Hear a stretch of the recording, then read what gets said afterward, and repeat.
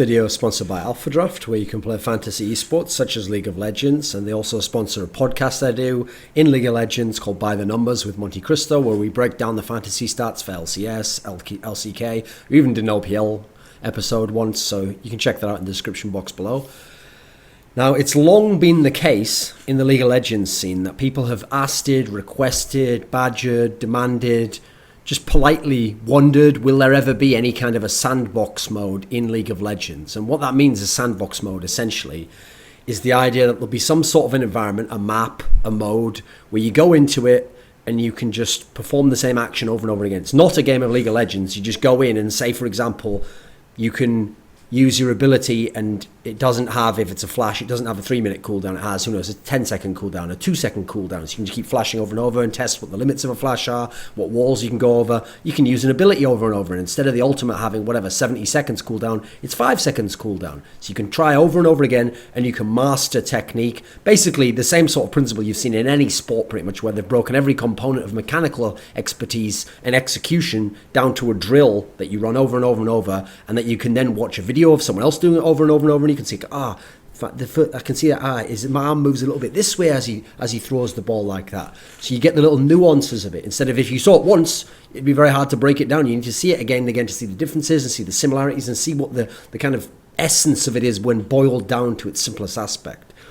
Now, it's quite a widespread concept, but the problem is, people have asked for it again and again and again. Riot have never really even spoken on it, and they've just never done it. And so it's gone up there with another one of those things that, as far as I can tell, everyone wants, but Riot just doesn't do, which is like replays, for example.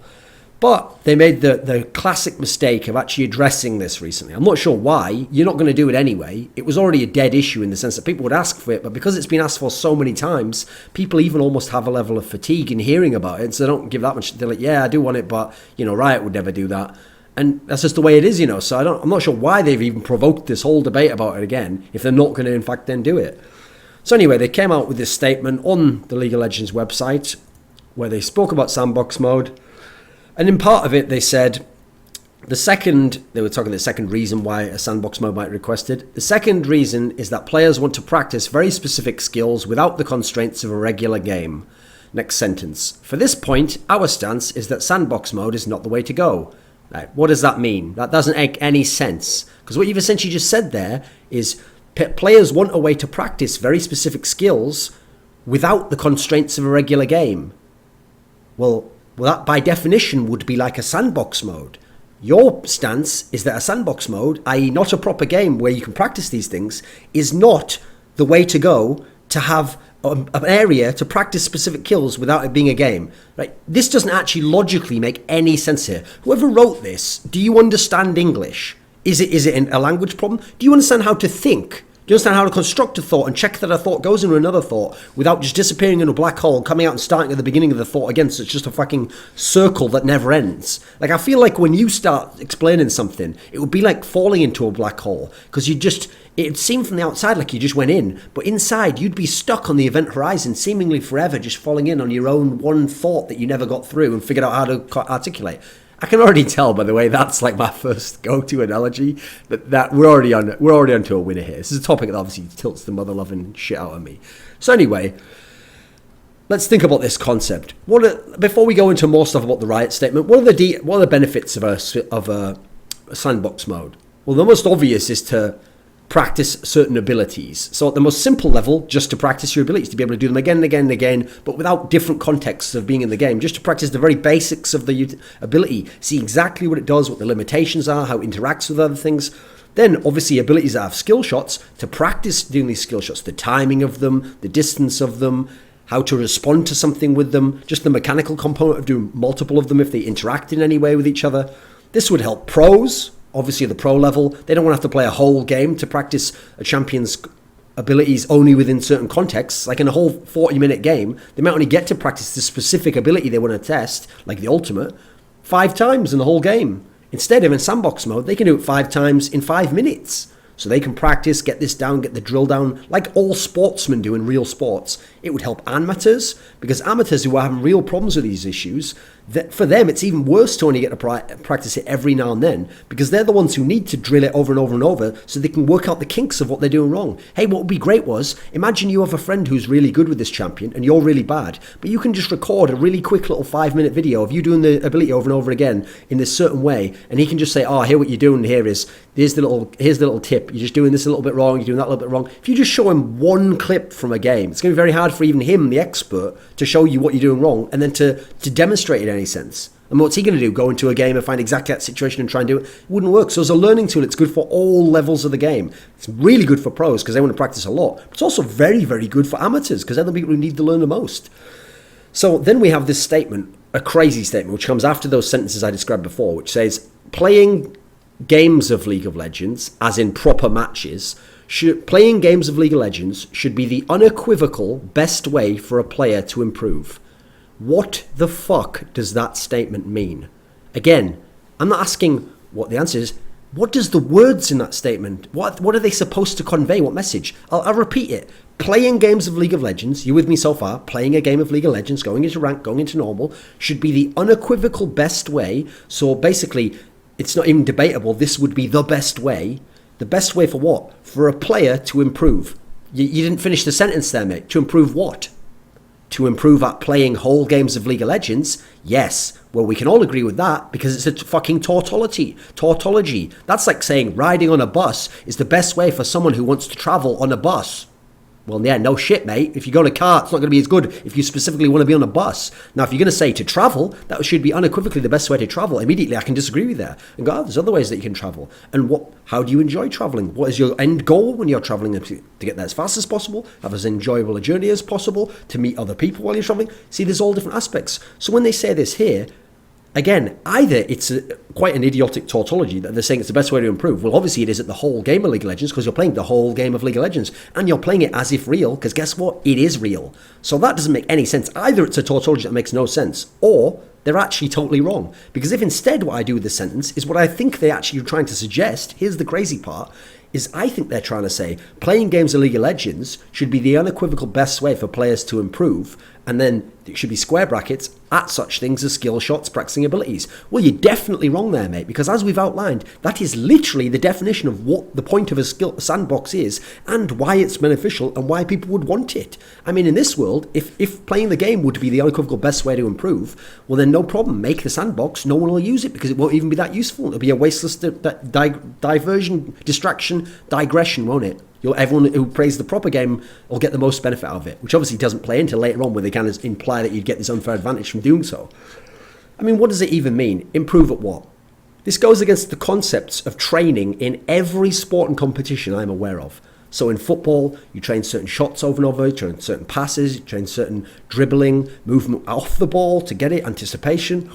Got basketball, tons of drills. I remember Kobe Bryant, after the season that he won the first championship, 2000, when he was something like 21, 22, he won, but he was very much the sidekick in that dynamic. Shaq was supremely dominant. So he went away over the summer and he did something crazy. Like every day he would shoot jump shots until he had made 2,000 jump shots a day.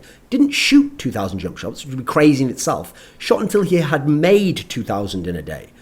So who knows how many you've shot? 4,000, 5,000. But as a result, next year he came back and he was suddenly way better. And I think he averaged the same amount of points as Shaquille, his best player on his team. That very next season, they both had the same amount of points because he'd upped his game using the summer in that sense. That's what this allows you to do. It allows you to work on one specific thing over and over and over and get it to a way higher level than if you had to play the whole game of basketball, in which case, yeah, you'd be improving all little aspects a little bit, but you couldn't accelerate one aspect of it. Now, same in hockey. You just go and watch Sidney Crosby and the dribbling. Well, it's not dribbling that, but stick handling techniques he does, Datsuk. These guys, the reason they're gods is because they practice that millions of hours done insane drills. They don't just play a game of hockey and just brilliantly happen to be really good at that one aspect. They've practiced it thousands of times outside of a game of hockey. Chess, there's a great example. Okay, I once read a book about a really brilliant chess player. And one of the things he'd done that had made him so good at chess was in chess, a lot of people are obsessed with reading guides about chess. This will play into League of Legends. So you know the people who want to read the latest guide on like, oh, the most optimal way to play and how to get this and do that, and what should I do at level 1, when should I do a gank? What he did instead was, in chess, the problem is a lot of people are obsessed with that because they think that's the shortcut to getting better. So what they do, this whole magazine is dedicated to this, they just study openings in chess. Because their logic is, if I get the best opening, if I get a tiny advantage, if I know a little clever intro opening move that this guy doesn't know, and I can start the game and get a little advantage, then I'll be able to win more games and snowball them. Yeah, you're right. But what this guy did to become a master of chess is the person who taught him went the opposite way. They took him to the end game of chess, where you got 1 or 2 pieces against 2 or 3 pieces of the opponent, and he would just put him in different end game scenarios and force him again and again to play these out. So that eventually the reason why he'd mastered chess was because he learned how to play at an even advantage later on when there's very few variables and you're learning all the ones that are correct in all the possible scenarios and how to anticipate what someone will do. And then what you're doing is you're making more difficult scenarios for him to play, 3 pieces, and you've only got 2 here. Is it even possible to win? Learning all the win conditions. Then he added it up. And eventually what he'd done is essentially shown him the essence of all chess concepts and then build it out to the beginning of the game. So that actually, at the beginning of the game, he had a sense of where he was heading and the kinds of things that could happen. And this is how he did it. Again, you build working on reducing the variables so you can maximize how good you are with the few variables you're working on. Same with poker. People read hand histories over and over and over again. They try to play heads up to get a sense on just one person. They don't just only play 10 person ring games at limit or whatever. Play no limit against one person of all these different aspects. There's so many different ways to train. It even doesn't work in the artistic world. Imagine if, to learn how to get better at painting, every time you had to do a full painting in all colour with proper paint and you could never stop and you could never start over again and you could never just work on drawing 1,000 eyes and get the way you want it to, never study the technique of someone else who's done 1,000 eyes, showed it, you have to do a whole painting every time. Imagine to learn a piano piece. You're learning an incredibly different piano piece. So you keep going along and you keep getting stuck at that one note. Instead, you have to play the whole fucking thing the whole way through. And if you ever make a mistake, you have to either continue all the way to the end or you have to start all the way over again. You can't just go to that one little four note part and play it over and then master that so that then it flows into what you can already do. I don't know of any area that humans learn in a way that's holistic in that sense, just learn the whole thing at once. In fact, that goes against how humans learn. The way you learn is breaking things down. Something else I read in this chess book. You break them down into the smallest components, learn how they interact, master those components. Then what happens is, as you master them, your brain sort of builds them in as if they were like a little macro. So suddenly, instead of having to think 3 different things, because it's learned how they work and how to string them together in a fluidity, suddenly the 3 things become one, and your brain just sort of thinks of that and then can do the 3 things in one. And then it thinks of 3 sets of that, and suddenly that all becomes one motion and is all understood as one fluid technique. And it becomes that aspect where that's how you build up to being able to be a master at the whole thing. It looks so easy because really you've mastered all the components of it. That's the way the brain learns. You don't learn by trying to do everything at once well. That's not going to work. Most players I know, even when they do learn, because there's another way you learn, is if you have to, for example, play a whole game, you play with a very specific intention and purpose when you play. So this game, I'm trying to ward more. I'm trying to always make sure I've got good pink wards in the right positions, and I'm not just going to leave a pink over here lazily. I'm going to try and upgrade it and move it to a different area here if I can get better vision from what we've got before. I'm going to play with that whole thing in mind. What you're essentially doing there, in that particular case, that's not actually the same as Sandbox. You wouldn't use it just to press print wards, but you're actually trying to practice one thing, but you know you're going to be distracted a lot of the time. You're going to have to do a lot of things that have nothing to do with that, and it's going to take a lot more time than it would otherwise. So likewise, if you're going to practice using this guy's ult over and over again, you still would be doing the Sandbox mode, just a shittier version of it that would be way more time consuming and allow you to get a lot less done. So this is already the case anyway in all aspects of learning in that particular sense. Like in tennis, they even say in this great book I once read of it called The Inner Game of Tennis, they say if you want to teach someone about tennis, you don't say to them, right, your serve's fucked up in terms of where you throw the ball, and then also like you're giving away where the placement's going to be, and then also put a bit more spin onto it, and then when you do, arch your back a bit more, and then when he comes to hit it back above it. If you give someone like 17 things, by the way, every single one might be something they're doing wrong. Every single one in isolation would help them. By giving them like 17 things to work on all at once, you will actually, this has been found, make them significantly worse at the game, because they'll be trying to fix all of this, fucking loads of it up, not being good at it it yet, and they'll actually get worse than they were before. If you give them one thing to work on and just have them do everything that they're doing at the moment, but work on one thing, they'll improve. They'll gradually figure that out. Then you can go to another thing. So even life and how you learn is essentially using what is called in League of Legends terms a sandbox mode or gaming terms, but that's how we do things in real life anyway. And that's the proven method to success. I mean, in other games, it goes without saying that you have these concepts, because in games like Counter-Strike, all the top pros to warm up and to train technique play in deathmatch, which is essentially where you just get to kill people over and over and over and over and over again. Whereas in a normal Counter-Strike game, in a round, there's only 5 people you can kill. You might even not get a chance to. Your team might kill them. They might kill you very early, and you're only going to get a few firefights at a time. So it's very hard to know that you did the right technique, that you've got the muscle memory trained down, that you even have good aim, that you have the right sensitivity for you. So everyone trains in CSDM. You train in deathmatch just before you go live in a match, like 10 minutes before. You train before you start and go into scrims, etc. That's very default. Likewise, in Brood War, one of the famous ways that people, StarCraft, the first StarCraft game, one of the famous ways that people mastered this thing called Mutalisk Micro, where you had to group them around an observer so that they could all go together, and you could micro them all as one, looking as if they were one unit instead of this dispersed group like that. The way people mastered that is someone just made a map where you had those units and you just flew around doing that, and you would train by trying to shoot the interceptor, which is the other the Zerg anti-air unit, and you would try and shoot those down. Whereas if you did that in a game, yeah, you'd get a little bit of practice, but this way you got as much practice as you wanted, and that's one of the ways all of them got super good with doing it at the pro level. The Zergs would just practice that for hours and hours and hours and hours. So okay, they suggested we never want sandbox mode to be an expectation added onto an already high barrier to entry. So first of all, what you're saying there is, because it would make people better in theory, and a lot of people could get better, you're now going to punish the players who are dedicated and want to become better and desire knowledge and desire to improve and desire to work on their game, to reward, in contrast, players who don't want to, who are super casual and don't want to do that. So you're actually fucking over the people who like your game the most and want to get the best at it. The people who go, I only play 3 games a week, I don't want to have to do that. Well, so don't do it then. Problem solved. Also, by that logic, surely there should only be ranked mode. I mean, why do normals exist then if you want to have this aspect? Because if normals exist, it's not a problem anymore, right? The person who doesn't want to be punished by not having the expectation to learn that, go play normals forever, mate. Play normals all day long. Have a great time. Or you know what? Keep playing in ranked, but just be lower ranked. Wait a minute. Right, I've solved your problem for you. You've already got a system which determines how good someone is relative to all the other players and tries to put them in an appropriate area where they're around a similar level of skill. So no problem. Or is your problem that people who are in silver might not be in bronze? They wouldn't, by the way. But in theory, if everyone used the sandbox mode, what's the problem? Are you implying there's something bad about bronze? Surely if everyone's around there in the bronze level, that's where they should be, and they should be able to have an enjoyable game because you've made a good game, right? In a proper game environment where you're trying to get rid of toxicity, where this will all be great. And what's the problem? Surely your system takes care of this. You've already built in an error checking system, mate. The rank system, MMR, it always works, right? Ridiculous claim.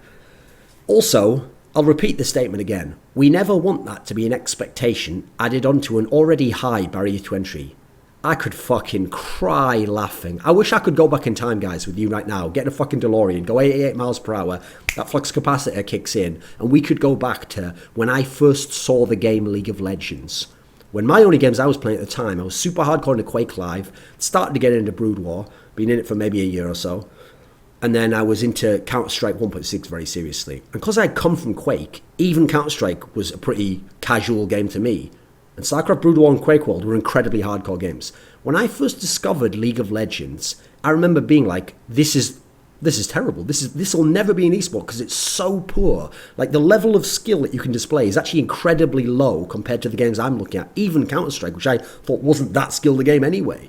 Now, what's funny is, it's only through getting to know the scene of the game that I see, but the best players can still do incredible things. Now, they can't do as incredible things, and there's so much diversity and breadth and depth of amazing things as some of the people in some of the other games I'm describing here, but the best ones can still do some stuff. But the idea that, like, casual players who play League of Legends have a high barrier to entry is fucking ludicrous.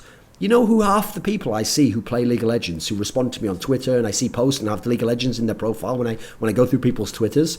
Half of them are like girls from the west coast of America. Usually Asian girls, actually. Maybe I should say something about me and how I've used Twitter. But anyway, They usually just get, and they play for fun, by the way, casually. They're not trying to be super pro. They're not trying to get into diamond. They just play for fun. These aren't people where there's some massive barrier. They'll play and be bad. They don't care. They're playing for fun. They'll play and they can play support and get into the game in that sense. They don't have to be super good immediately. They play and it doesn't matter if they haven't worked on all these skills. There's still a fun to be had even in being just okay. Also, let's be real. Have you ever started playing League of Legends? And first of all, remember, you have to get to fucking level 30 before you're even playing ranked. So forget that aspect. Their barrier to entry isn't even that high. You're playing shit as in normal. Have you ever played people at low levels or in normals in League of Legends? Unless it's a smurf or you randomly get a really good player, you will play day to day with terrible players who don't know simple things like how to flash properly, have no concept of kiting, don't even seem to understand, like if you're a support, to leave the minions for AD. The most basic things they don't even have what you think the barrier to entry is down. It's actually an incredibly simple game, and most of the people don't even have that. So I wouldn't worry about there being this high bar. Like, you make it sound as though it's like learn to drive a car. You have to like fully master all the aspects before they'll let you out on the road. No, League of Legends is like they'll let you out on the road, and there's not even a log as what vehicle you can be in. Some guy's just out there in a fucking clown car, and then another guy's in like a little kid's like Fisher Price bike, one of those ones you just roll on himself, that doesn't even have like a fake motorbike, a little child. Meanwhile, there's guys in like Corvettes going by, and then a guy in a fucking Bugatti skid like drifts by the little kid and just almost kills him. Like, that's like League of Legends. There's no barrier to entry whatsoever. The barrier to entry to playing League of Legends is, can you install League of Legends and press find game and not quit during the game? That's it. That's all you're required to do. That's the barrier to entry right there. And most people are barely doing that. I mean, that's obviously hyperbole. Most people are doing a little bit more than that, aren't they? But whatever.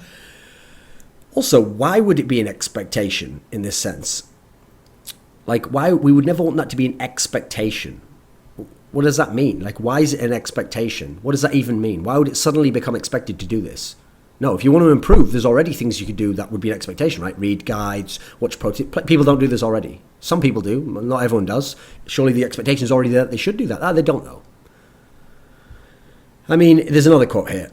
When the benefit is weighed against the risk of sandbox mode grinding becoming an expectation, we just can't accept the trade-off. Again, what does that mean? The benefit is weighed against the risk of sandbox mode grinding becoming an expectation. Right? Again, you haven't established that it would be an expectation, what the expectation would be, how that would manifest, and how that downside outweighs the upside. You haven't established anything here. You haven't actually given any reasoning even. You've just made a vague illusion and then just said, of course it'd be too dangerous. Why is that then?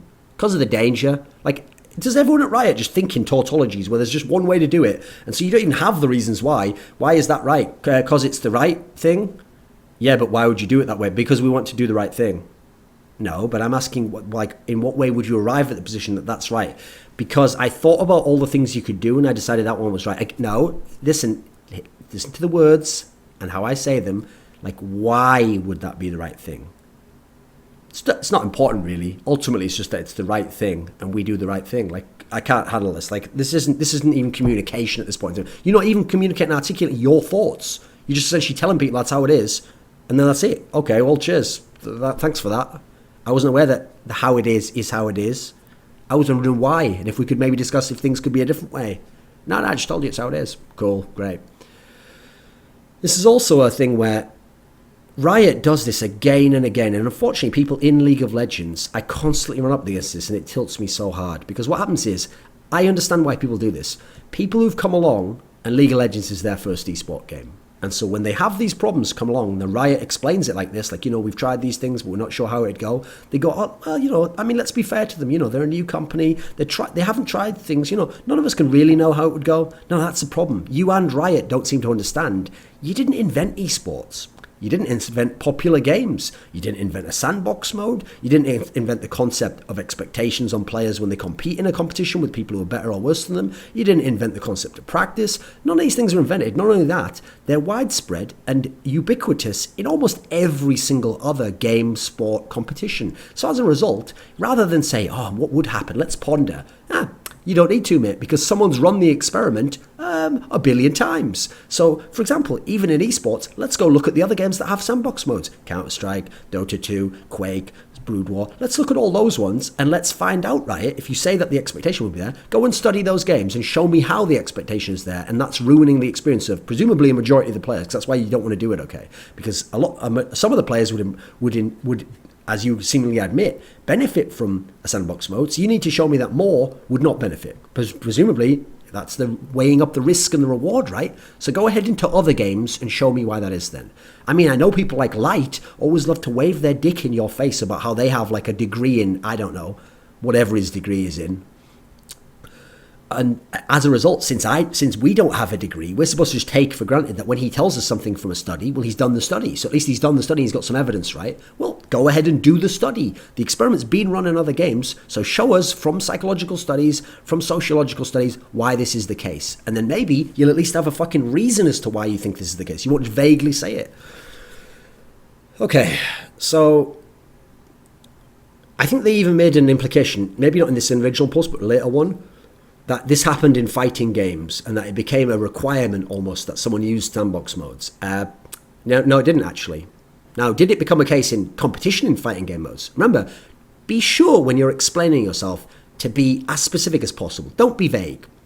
No, if you want to play Super Smash Bros. Melee, you can play it tomorrow. As long as the other person agrees to play with you, problem solved, you are playing. Now, every single player in the world is not going to go, wait a minute, I seem to be beating you easily. Have you ever played in the sandbox mode? No, right? None of us are ever going to play you again. There will always be someone in the world you can play in a fighting game. That will always be the case, especially ones that are on the PC, especially ones that are online. Again, I don't understand. You haven't actually given any kind of compelling reason, even in another game where you've cited a real-world example, that this has actually become the case. They also suggested that the skill floor for fundamentals would eventually somehow require a sandbox mode. No, it wouldn't. In fact, there could be players that would never use the sandbox mode, a decent amount, who would get really good anyway, just by playing the game in the way that you want them to. Now, players who are really bad could get better by using the sandbox mode. That's where I'm kind of getting my mind blown, though. Because, first of all, it would literally benefit bad players to have a sandbox mode. Like, okay, so they don't want a scenario where you're playing a game and someone fails to flash a wall properly because they don't know how thick the wall is or where you're supposed to flash on the wall, or they just flash too early. They don't want that to happen, and then the team to say to that person, oh, you fucking idiot, you failed that mode. You know there's a sandbox mode, right? Go into sandbox and practice it. First of all, that's good advice. Secondly, even if they say that you don't have to do it, again, they can't enforce that. Thirdly, if someone was, in fact, to go into a sandbox mode or already had gone into one and practiced a lot, they'd be less likely to fail that flash. You're describing how you solve a problem. So think of this as well. Think of how many times you've had this happen. Brand new champions released from Riot. I tell you what I do in ranked games when a brand new champion's released from Riot and I have the bans. Can you guess? I ban that fucking champion. Because, not because I'm worried about playing it. That guy's not going to know what he's doing. See what I just said there? I want to ban my fucking team from picking it when they don't know what they're doing with it and lose the whole fucking game. Or maybe even worse, when some shit like Bard fuck my game up because they don't know what they're doing. If there's a sandbox mode, when someone buys the champion, maybe they go into the sandbox mode, start figuring out the abilities, and even their first few games are suddenly decent. We're actually improving people who play the game, even randoms. Also, again, the idea that there's this skill floor and it's going to be too high. Have Riot played their own game? Presumably they have. Have you ever played any other games, by the way, guys? Your game isn't hard. Your game isn't complicated. Your game isn't even particularly a good fucking game. Stop making out like you're talking about, like your game is like fucking Olympic level gymnastics, where if someone fucks up on the balance beam, they're going to get slammed on their nuts and have no kids forever. Like, what a ridiculous presumption this is. Your skill floor at the moment, it's a good job you use the word floor because it's fucking couldn't get any lower right now. And in fact, raising it a little bit, in terms of all players learning it to raise it a little bit, would be great for everyone. And there will never be a requirement. You will always be able to be a shithead in normals who doesn't know what they're doing, or be a terrible ranked player. That will never be a problem. It will always exist. And okay, someone might tell someone to kill themselves. Okay, I don't think you can do that. I mean, this logic here of, well, we won't put in something that could be a benefit because someone might use that in terms of how they abuse someone else. Oh, well, by that logic, I guess the reason why Riot isn't working on sandbox mode is that Riot's going to actually take all the money that they were going to put into development of League of Legends and they're going to find a cure for cancer, so that when someone says, like, oh, you should just go and die of cancer, then you can go, but I can't though because there's a cure now, and they'll be like, damn it. Oh, well, you can just keep playing then, I guess. You're a good teammate. Like, what even is this logic? It doesn't work on any level, does it?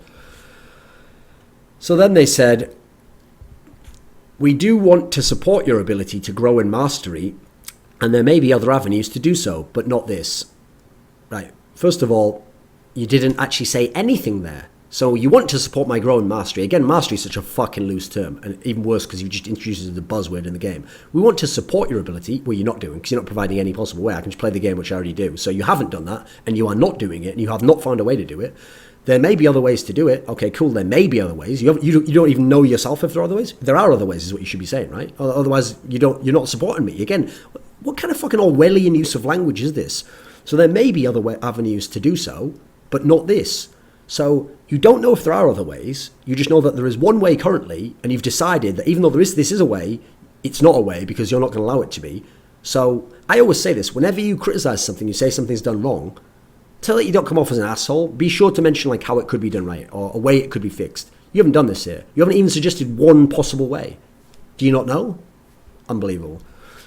Anyway, I think one of the best comments about this was actually by the StarCraft 2 player Destiny, where he said on Twitter, the real reason Riot will never add a sandbox mode is because their game is far too buggy for it, end of story. Now, I don't know that that's correct, but yeah, it seems reasonable to me. It seems more likely as a reason to why. Like, based on the fact that they're not even being specific on any area of this aspect, and they seem to be retracting statements and falling all over themselves and changing their mind on how they want to phrase something, it sounds to me like trying to reverse engineer something like, yeah, we couldn't figure out how to properly implement Sandbox, right? We're going to have to figure out some way to tell the public. We can't tell them that we're shit at coding and that the game's a complete nightmare and that it's really hard to upgrade. So just tell them something like, we don't think like, and maybe we can use some like buzzwords. Let me have a look. What have we got here? Okay, competitive integrity, ban Gambit. Gambit has nothing to do with this. Yeah, what we're going to do is say that it would artificially increase the skill floor. Is that something? Yeah, I think I've heard of that, skill floor. And okay, let me think. If you invented this, that people get better. We don't want people to feel like they have to get better at the game. Yep, because that would be a terrible thing. And lastly, I think the best way to improve, just to improve, would be to play the game. Do you mean to improve at playing the game? Because you're not helping Benson. Get out. Anyway, Benson, he's the old Riot employee that we always come back to.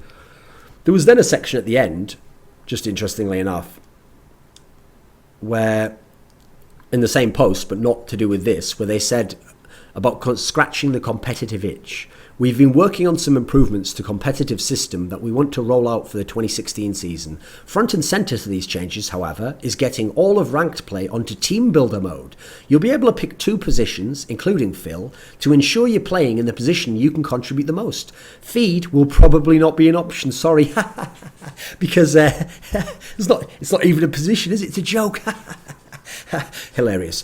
Anyway, now here's the genius of this. The reason why I bring this up in a video about Riot and Sandbox mode, it's to do with Sandbox mode, is because at the moment they're telling you we're not going to do Sandbox mode. We don't think ideologically it's the right way. We don't think it's the right philosophy. We think it's the wrong way to do that. That's exactly what people used to say. When I first came to League of Legends years ago, I actually said to someone, why do you have ranked where your people are arguing over role? And it's actually annoying because I actually play 5 ranked games and I just get unlucky this 5 times. I never get to be the jungler, even that's all I want to do right now is practice being a jungler. This isn't a satisfying experience. And someone actually told me, oh, don't even bring that up, mate. I was like, what do you mean? Surely that would be like a good mode they could add, like a mode where you pick your rank and get done. And you can have it as a normal mode, but one day maybe a ranked version, especially for that. And they were like, no, but you see, Riot actually have posted that they don't want to acknowledge that a meta exists. So they don't want to acknowledge that you have to be a jungler or a support. And they don't, because they don't want to encourage it exists, by making a mode in which you could pick those things, that would be like telling people it exists. So, okay, fast forward to now, that's what you're doing with this. I think Team Builder is brilliant, by the way. I think it's a great concept. I think it should always have been there. You're essentially now going to make a ranked version of Team Builder. Awesome. That's what should have been there as a second option from day one. But to make this now, you haven't explained how you've suddenly retracted all those opinions and how ideologically you've changed your mind of the game. Suddenly it's just a new reality that you're doing this. In fact, you've even presented it as though you're inventing something great. This is a fucking idea that should have been there from day one. This is just what a joke in general Riot's progression of ideas is. because they get great ideas, but it's like they have to start with the worst idea, then gradually fix it until they get to a good idea. When the whole time they were at the worst idea, someone's like, there's this great idea you could do. No, we actually think that that's not a good idea, and here's some vague reasons as to why it's not a good idea, and actually we will never do that idea. And then gradually, step by step, they eventually get to that idea, and you're like, well, why did you do that idea? Well, just the best idea, really. And we think it's an innovative new feature that we've created because we love the community, and thanks for your feedback, guys. I mean, as a final point, as a company, they just do this sort of shit again and again. And I don't buy the excuses that people make on their behalf and that they sometimes make. So let's go through some. So, okay, people always say how they've grown as a company and they're a plucky little startup that started with like a few hundred employees and now they've got thousands.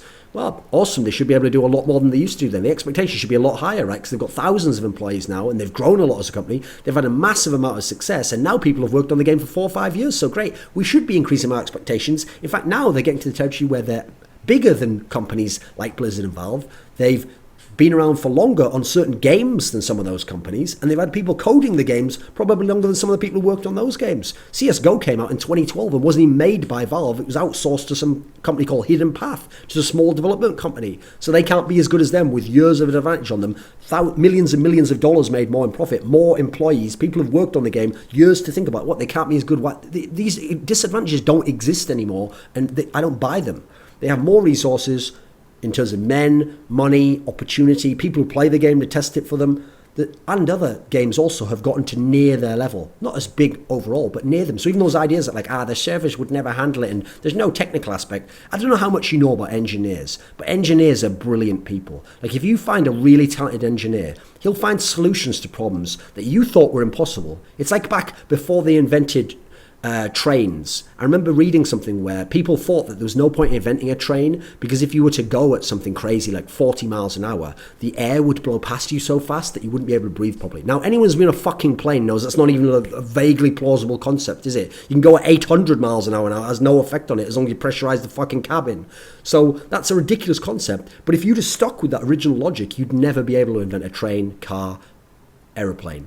Instead, you have to go the other way and go, okay, here's what I want to get to with a solution. Now, what technical engineering solutions can I find to get me closer to that?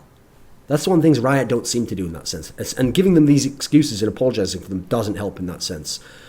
Also, loads of these problems, replays, Sandbox, always seem to stem, to me, like Destiny suggested, to the fact that the game's not very good, as in coding and when it was built, and can't be updated very easily, and that it's very difficult to implement things the way they want. Guess what? That's also where the excuse doesn't work anymore, that their client's really old. Because I remember when I started getting into the competitive side of League of Legends was in 2012, Season 2. The game was blowing up like a motherfucker. Everyone was playing it casual. And as an esport, it was getting really big. Bearing in mind, they'd already been around a few years then, exponentially having success. And they've always claimed they've known esports is going to be... I've heard Megas say esports is going to be around for 10 years or something. If they know it's all going to be this big-term thing and they're heading towards there, then, back in Season 2, if you'd have asked me, I'd have said, I'd start work on a client. What do you mean? We've already got a client we're trying to update. No, keep doing that.